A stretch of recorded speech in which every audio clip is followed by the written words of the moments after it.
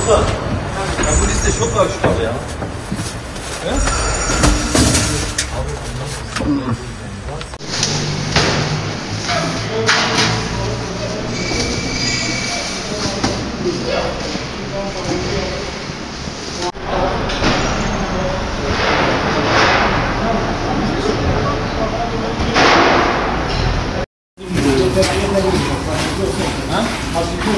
Tamam.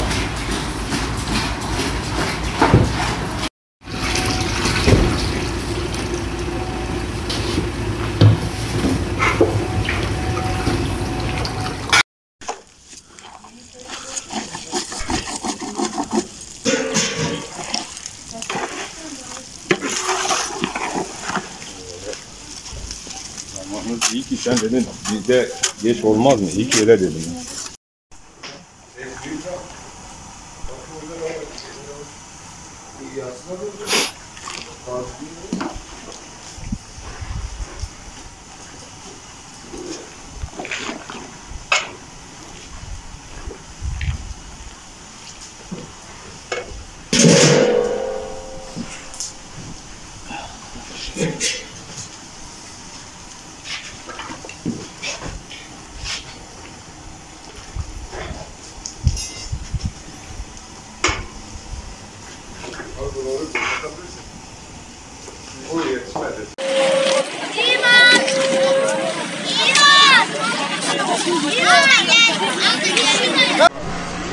Umut Kervanı Ankara Aşevimizde Maraş'tayız. Öğle yemeği hazırlıkları devam ediyor.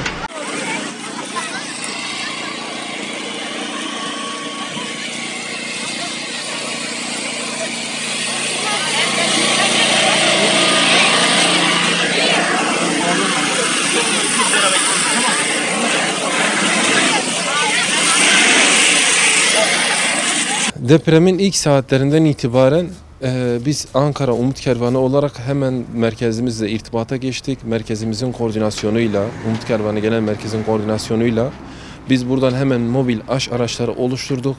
Oluşturduğumuz bu mobil aş araçlarının içerisine yeterince miktarda gıda koyduk. Ve bu gıdalarla beraber biz hemen Maraş başta olmak üzere diğer illere de biz araçlarımızı gönderdik. Toplamda 3 aracımız yola çıktı. Biz araçlarla beraber Ankara Umut Kervanı gönüllerinden de ekipler oluşturduk. Ekiplerimiz haftalık olarak orada kalıyor ve dönüşümde olarak bu depremzede kardeşlerimize yardımda bulunuyorlar. Onların ihtiyaçlarını gideriyorlar. Yemek ihtiyaçlarını, sıcak aş ihtiyaçlarını gideriyorlar. Genel merkezimizin bildirisiyle Ankara'dan gönüllü vatandaşlarımıza biz mesaj yayınladık. Vatandaşlarımıza mesaj yayınladık. Ve gönüllü bir şekilde bu deprem bölgesine gitmeye istekli olanlardan bir liste oluşturduk.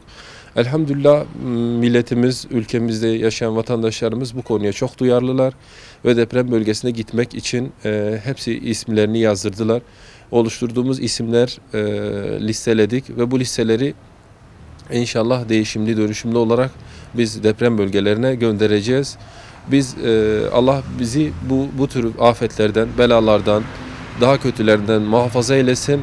Rabbim depremzede kardeşlerimize yardımcı olsun.